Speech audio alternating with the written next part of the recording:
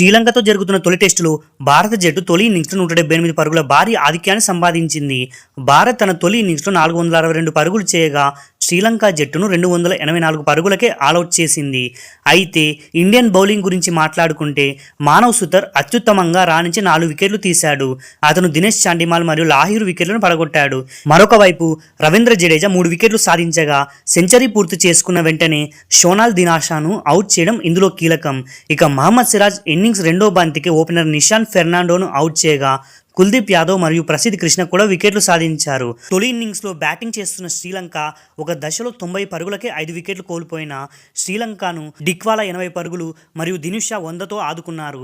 వీరిద్దరూ 6వ వికెట్కు 146 పరుగుల భాగస్వామ్యాన్ని జోడించి భారత బౌలర్ల సహనాన్ని పరీక్ష పెట్టారు. అయితే ప్రసిద్ధ్ కృష్ణ ఈ కీలక భాగస్వామ్యాన్ని బ్రేక్ చేశాడు. మూడో రోజు ఆట ముగిసే సమయానికి భారత్ పటిష్ట స్థితిలో ఉంది. 4వ రోజు టీమిండియా మరో 2 సెషన్ల పాటు వేగంగా బ్యాటింగ్ చేసి శ్రీలంక ముందు కనీసం 400 పరుగుల లక్ష్యాన్ని ఉంచితే గెలిచే అవకాశాలు మెండుగా ఉంటాయి.